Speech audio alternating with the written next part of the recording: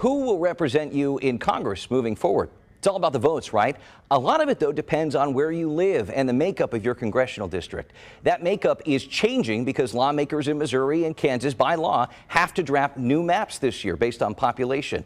Both legislatures in Jeff City and Topeka are run by Republicans, but two very different pictures are emerging. So let's discuss how these decisions will shape the political landscape in the future with our roundtable of journalists. Welcome to the broadcast again, KMBC9 political reporter Michael Mahoney and Brian Ellison, host contributor with KCUR.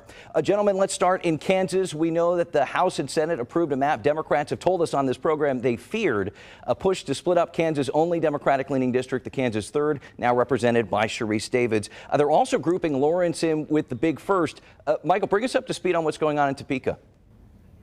Yeah, this map passed. It did not pass the House with a veto-proof majority, so we'll see where that goes. I suspect that this map, which, as you said, Cody, splits the Kansas City metro area in the 3rd and also puts Lawrence in the big first, though a district that covers the western 2/3 of Kansas pretty much. I suspect this map is going to end up in court, which is what happened with the redistricting map 10 years ago in the state of Kansas, and the judges drew it up. I think that's going to happen here. Over in Missouri, it looks like the 6-2 map that was passed out of the House is going to probably survive in the Senate, but this coming week they're going to offer a compromise map that deals pretty much with the St. Louis side of the state, not Kansas City, although Emanuel Cleaver's 5th district has been reduced a little bit. It had to be. He lost Ray County. He's going to have most of Jackson County and small portions of Platte and Clay County. Yeah, and Brian, it looks like hardline conservatives really had an issue with this 6-2 map this time around. Well, and as we've talked about on the program before, hardline conservatives are finding themselves at odds with Republican leadership in a number of ways this year in Jefferson City.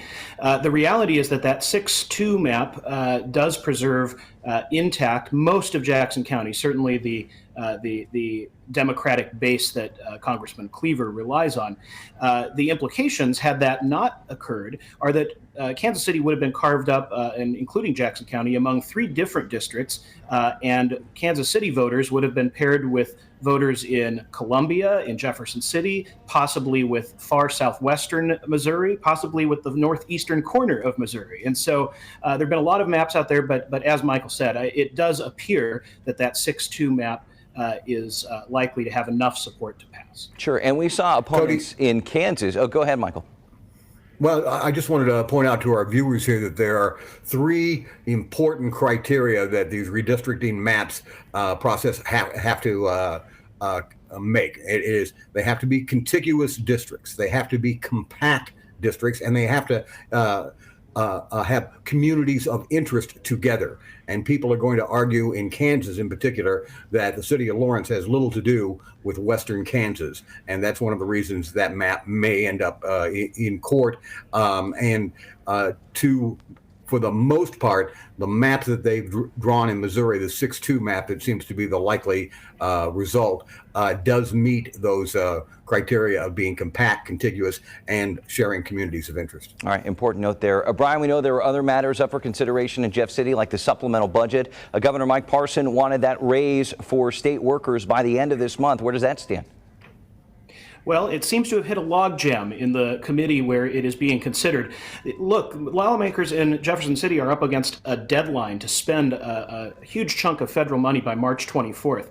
It's out of those funds that the governor hoped the raise for the minimum wage for state workers would go up. It's also counting on that for some $2 billion in funding for schools, which educators say they are in need of right now. So we're waiting to see a lot of frustration voiced this week by Democrats and some Republicans about the lack of movement on the supplemental budget.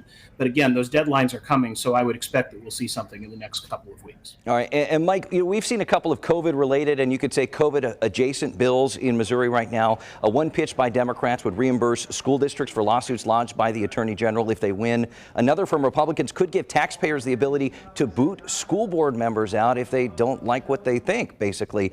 Do these pick up any traction in Jeff City?